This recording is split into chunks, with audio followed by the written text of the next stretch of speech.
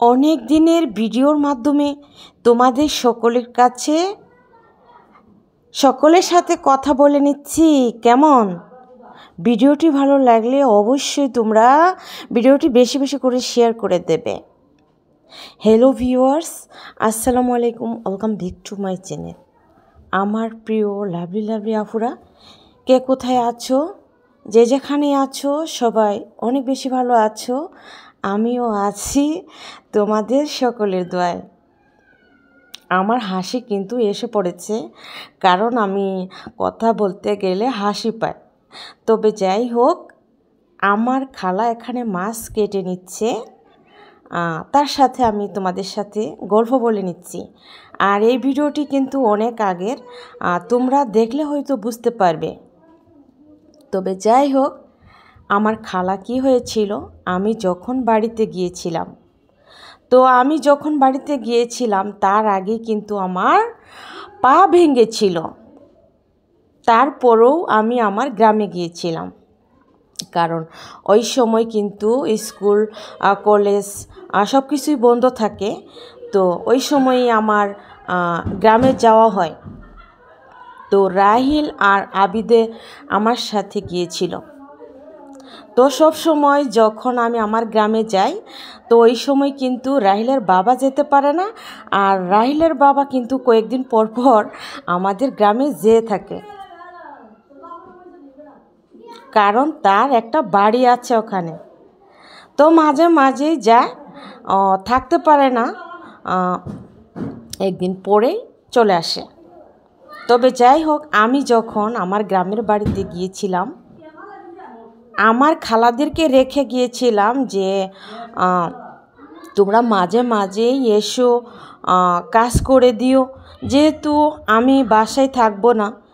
তো এই খালা, আমি যাওয়ার পরে খালার পা ভেঙে গিয়েছিল।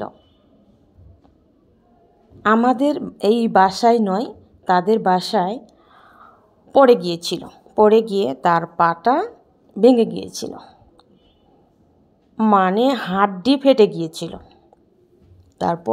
তারপরও সে আমাদের বাসায় এসে যতটুকু পারছে কাজ করেছিল। তো আমি আসার পরে ডাক্তার দেখাইছিল। তারপর ডাক্তার বলেছিল যে কয়েকদিন রেস্টে থাকতে হবে, তারপর পা প্লাস্টার করতে হবে। তো খালা চিন্তা করেছিল যে যদি আমি প্লাস্টার করি, তাহলে তো বাথরুমে কমোটে বসতে হবে, তো তাদের তো কমোট নেই, তো সেদিকটাই অসুবিধা। তারপরে হচ্ছে প্লাস্টার করলে সে তো কিছুই করতে পারবে না, বাসায়ও রান্না করতে হবে তার ছেলের জন্য। তো এই হলো কথা। তারপরে খালাকে আমি আসলে পরে 15 দিন খালা রেস্টে ছিল। তারপরে আবার কাজে আসলো। তারপর ধীরে ধীরে তার পা ভালো হলো। এই হলো দুঃখের কপাল। তো আমার শর্ট ভিডিওতে বলেছিলাম যে খালারও পা ভেঙেছে, আমারও পা ভেঙেছে, ওইভাবে ডিটেলসে বলা হয় নাই। তো এই তো দেখতে পাচ্ছ, খালার পা কিন্তু খালা ব্যথা পেয়েছে। তো এই ভিডিওগুলো কিন্তু আমি আসার পরে। তো খালা কিন্তু রোদ্রে মাছ কেটেছিল। তো আমি আসার পরে খালা বলছে, তুমি কিভাবে আসলে? তো আমি বললাম বাড়ির সামন দিয়ে তারপর আসছি, আর পিছন দিয়ে আসতে হলে তো ওই দরজার সামনে উঁচা, তো এদিক থেকেই আমি আসি নাই। তো খালা তার জন্য বলেছিল।